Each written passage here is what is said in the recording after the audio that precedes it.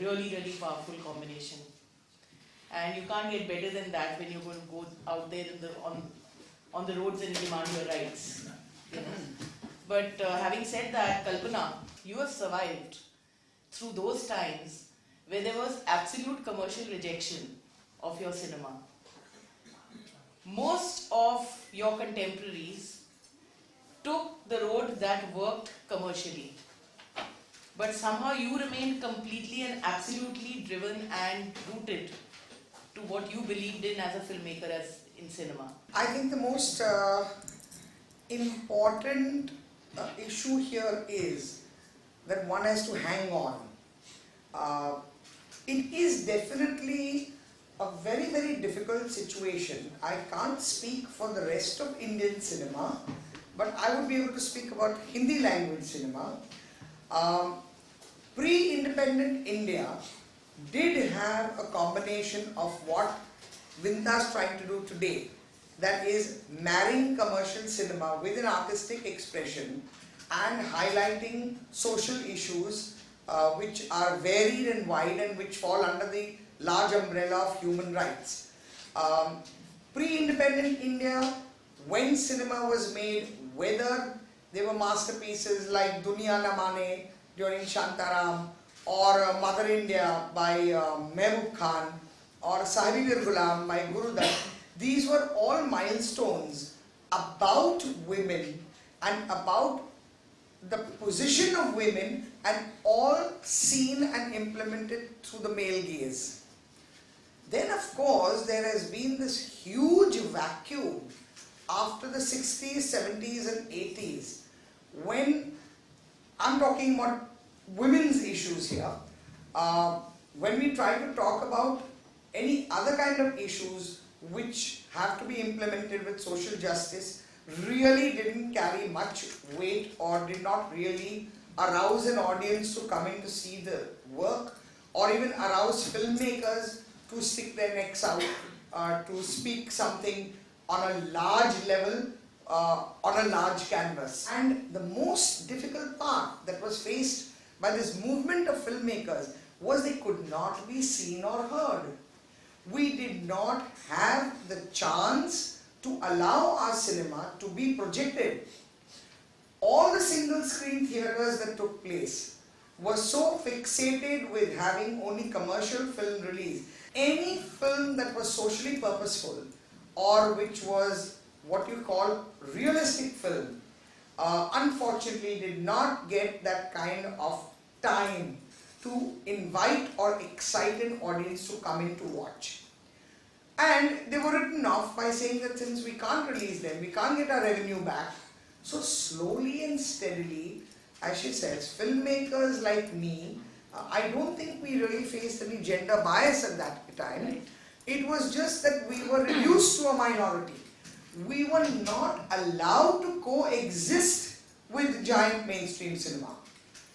Now I've noticed, I'm just jumping to the present era, I still disagree with that there is a huge change. What we are being able to see is small cinema which is slightly different in its storytelling, but still which appeals only, which concentrates on comedy, satire or sex. Serious cinema which wants to talk about social issues still finds great difficulty in having a good slot. And I feel it's the duty of the government, whether it's All India Radio or whether it's the Films Division or whether it is Doordarshan, they jolly well have to project what you call cinema that creates and talks about human rights issues. And it's been a consistent decision by the Ministry of Information and Broadcasting and the Ministry of Culture over 65 years after independence not to allow these situations to create social awareness, because questions will be asked, heads will roll, governments will topple. So we are a bonded viewer, whether by commercial means or by governmental means. We are actually discussing women's rights, but when it comes to lesbians' rights, it goes even lower in the hierarchy, and it's obviously a topic which I've never really heard being discussed on its own. So obviously nobody gives it that space as yet. So I'm really happy to have you on this panel today, because you're one of those very rare people who's really going out there and, you know, demanding rights. I've always believed that, you know, we are protected by the Constitution, and the courts will actually, it's their responsibility to actually, you know, protect the vulnerable citizens. And again, as of 11th, I actually have no rights. Right. To live in this country, sorry, not country, but to live here, basically. Yes, you're a criminal, I'm a basically, criminal, yes. by law. And being a lesbian actually makes me even more of a minority within women's rights movement as well. I've been living with my partner for 11 years. Okay. We've got a house and everything, but in terms of how we relate to each other, how inheritance, we can't even buy a property together, nothing. So these are not so much, and being a lesbian as well, like you said, I'm sort of one of the very few lesbians out in media. Exactly, yeah. Women don't tend to put sexuality out there. Women don't, I don't know why that happens, but women are seen not to be sexual beings. We're not supposed to have orgasms, we're not supposed to enjoy our body. Yes. Feminism has not reached to a sex-positive feminism yet. Right. And these are questions we'll have to talk about, but the wrongs that happen, or the way that I live my life, I'll always have to negotiate within the invisible. There's no way I can go to with my partner to a restaurant and hold her hands. Right. So we have to do things discreetly, which is always how women live in this country, I think. Yes. It's So- across the board, I think, even in the heterosexual space. Women Maybe. really cannot really come out and express. Yeah. So Yeah. it's a double whammy when it Yeah. comes to you, it's even worse. Right, yeah. So the thing is that we also don't have any role models. So again, Yes. how do we Yes. live? How do you How do live? we negotiate?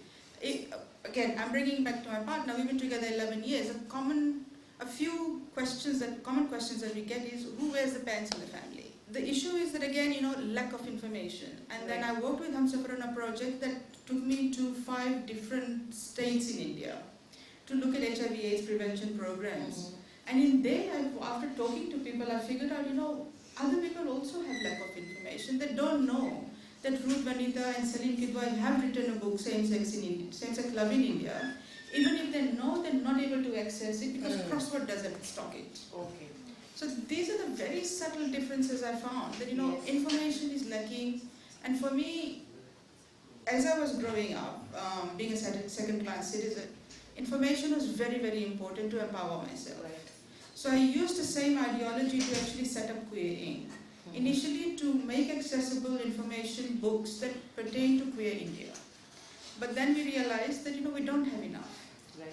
So that's when I stepped into publishing. I remember the first film, I think I would call it the first film, which actually spoke about the emotional relationship of, I wouldn't even call it lesbians, I would call it about these 2 sisters-in-law in Fire. And when Fire was released, the entire audience who pays for the tickets, they went in hordes to see the film. And there was such a bigoted attitude, I think, by the Shiv Sena at that time, that they threatened to burn down all the theatres and the film was removed. So what I'm trying to say is, if you do make a dent in the cinema distribution system or the exhibition system, and you happen to get a slot and you allow an audience to come in and, as you said, have access to information. Cinema is also imparting information. It's not just giving you fiction. Right. You have any kind of hooliganism, vandalism unleashed under the label of political parties, and it's very difficult because the exhibitors say we can't afford to have our theatres burnt down, we can't afford to have our seats ripped, we can't afford to have that kind of... So I remember Sham Shroff, who is a very, very avant-garde distributor in Hindi cinema, he had to give in. So information about LGBT or information about any kind of minority social problems are systematically withheld. what are those areas of resistance you face when you're trying to, stand for women in general, legally? To answer your question, I think the hurdles one faces while litigating on women's issues is, of course, many. One is the law itself, on how law perceives women, on how law constructs rights of women. Because most of my work is in the area of sexual harassment and domestic violence at home. And thankfully, I think after, thanks to the whole Tehelka and Tejpal issue, the new Sexual Harassment at Workplace Prevention and Prohibition Act is also coming to redressal. Act is also coming into effect from 9th of December with the rules being framed under it. So I think one of the toughest challenges is the law itself, because it gives women very few rights within the law.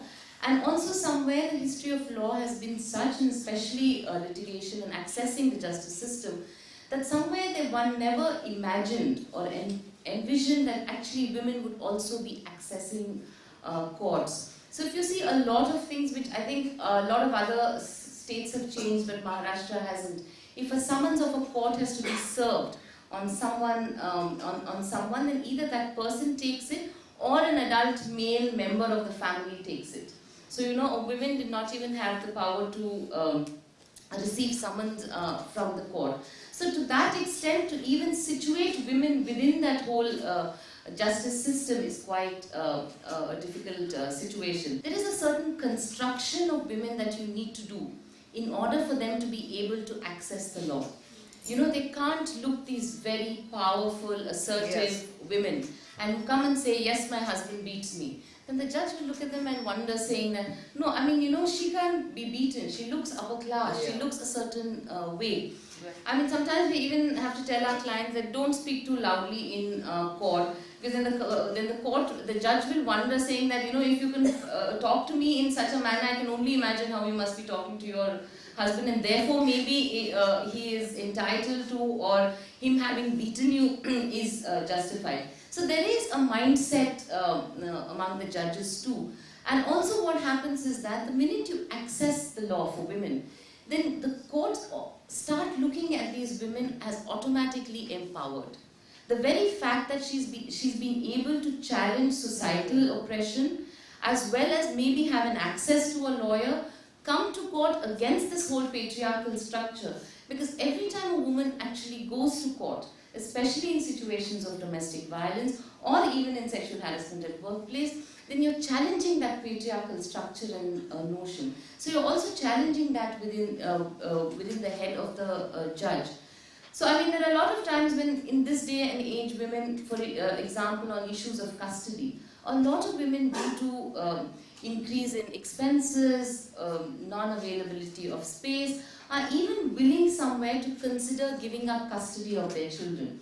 The minute she even contemplates that, then the court automatically constructs you as, my God, what kind of a woman is she if she's willing to give up custody? So constantly the battle is to say that I am this good woman. So in order to get rights, you have to be that perfect victim. And I think somewhere down the line that's also happened to the queer movement. Because what they see, the people who voice it, are these very articulate urban people who are challenging patriarchal notions once again by asserting their sexuality, which is very, very difficult for the judges who are part of the system to accept that. I think that, the Supreme Court decision was definitely, they abdicated the responsibility in some ways. But it's also, like you said, we can't appear empowered. Once we appear empowered, then, because I run Queer Inc., I'm able, as an individual business person, I'm able to get through, I'm able to talk to printers, I'm able to bring out a product that looks mainstream. Tell me one thing, isn't your business now illegal too? No, the business isn't illegal. No. Okay. I'd like to understand that. The government wants the taxes. Okay. What could be maybe classified if a zealous person looks at it is that I'm abetting maybe illegal activities. because I'm selling books. So on you are pages. vulnerable on that count as Very well. vulnerable, yes. I mean, in that sense, like someone was saying, it does not only criminalize, LGBT groups, but if heterosexual married people decide to have certain kind of sex which is not towards procreation and only towards pleasure, one could then classify it as saying that against the order of nature. Because if we were to go by the definition of the church and all the other religious leaders, then sex, the only purpose of sex would be for procreation. So anything against that then would amount to against the order of nature. So we are in a little, I think even internationally and for our own selves, in a very embarrassing situation.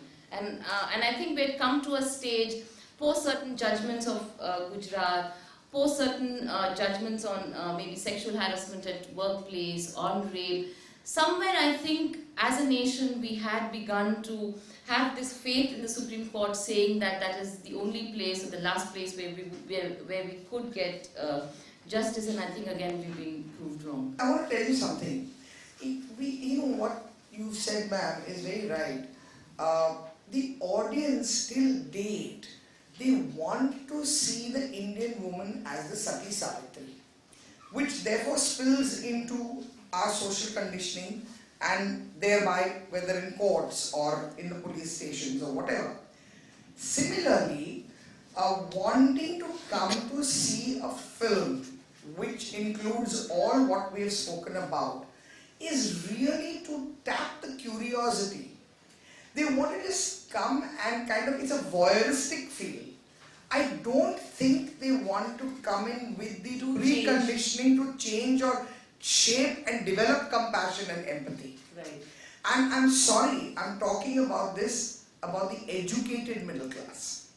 Because it's the educated middle class that can inject empathy, that can inject compassion, and that can be flexible and elastic to change. But do you also feel the representation of, across the board, of women, whether it's in the legal fields, activism, filmmaking, business, corporate world, public life, that would really help, wouldn't it? Because this discussion would definitely, if the representation was to be more larger, Yes. more numbers of women were out there in, because from what you just said, my experience in television, for instance with Tara, was that audiences were not just accepting, they were lapping up women who were independent and were ready to like go out there and make decisions for themselves and having many relationships and finding out for themselves what worked for them or not. But it was the business that wanted to tear it off the screen, and eventually they did it. And that was an era where most of the programming heads in television were women.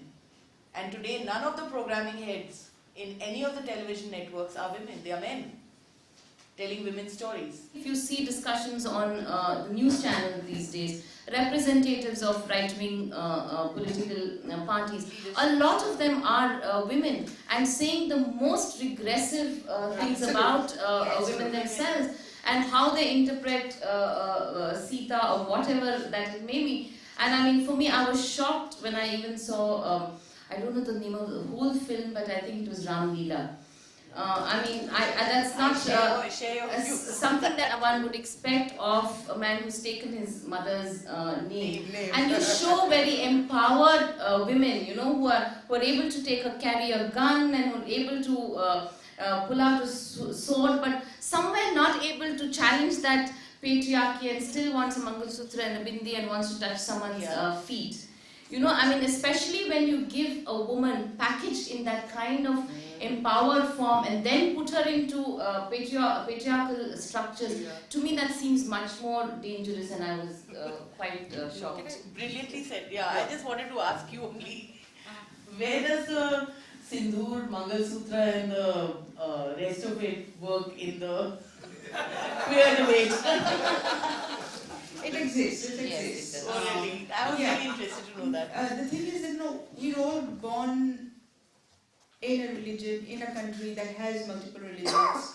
So we naturally learn that, we brainwashed into it into childhood, and we follow that. So even if I'm with a woman, I don't have any role models of empowered women couple.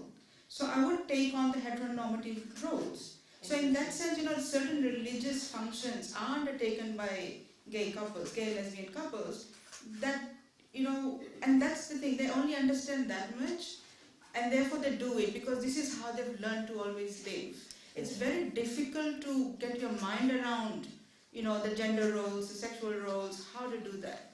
And that's why, the way I work is I've done a number of years of crisis intervention with lesbian, bisexual women and trans people in Bombay. I've also developed safe spaces for them, and I also run a support group called DMCs, Deep and Meaningful Conversations. Through my entire work in that, what I've done is, one thing I've made sure that sort of it inculcated in the people who've come with me is confidentiality, that whatever story you tell each other, it has to remain confidential, and you have to take it in you and learn something from that. The way that I run the groups is that this has again come from being a crisis intervention person. People come to see and they see me alone.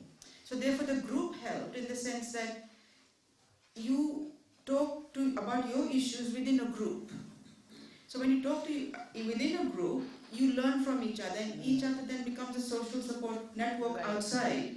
And the third thing that I've instituted is that you will learn how to facilitate this group in your own safety zone. So don't always come to me. The first batch, they now have their own support groups. So the thing is not only that generally with movements I find that it is very person-centric. So I've walked a way that is actually not person-centric. I don't like being an empire. I keep telling people this. My way of empowering people is you come to me one-on-one, then you work in a group, then you help each other, and take it forward. And take it forward. It's mandatory for people who work with me. It's mandatory that you need to get empowered to help each other, because one of the things that I think Ashok Rao Kavi has done is created this social network for men, which women don't have. Right. Which women don't have.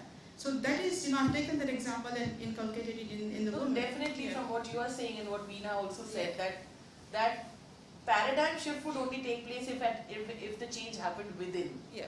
And I think it's really women who need to be comfortable grouping and getting together, making their presence felt more in terms of their numbers, and also coming out there and expressing Not only and that, understanding the problems that exist between them as well. Agreed, and it's also about validating each other's experiences. Yes. Because we've learned, like a woman judge would say, but or a senior person in a company would say, but let it go, whatever. We have to validate each other's experience and say, this is correct, you are experiencing this, there's no excuses, you should have gone through that. That needs to be said, I think. I would like to share something. Vinta and I got together, and what excited me was she decided, she's written a beautiful story which now I'm scripting, about the evolving rural Indian woman.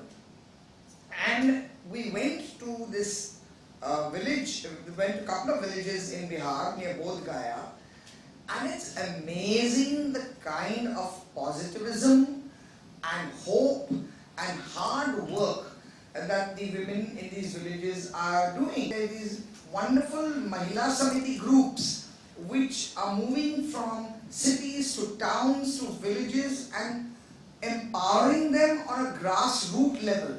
Oh, Veena would be very interested in this because they have a local court of their own. Yeah, Yes, correct. they have a local court of their own, run by women, the Mahila courts. In each village. And we attended one of those court sessions, so simplistic.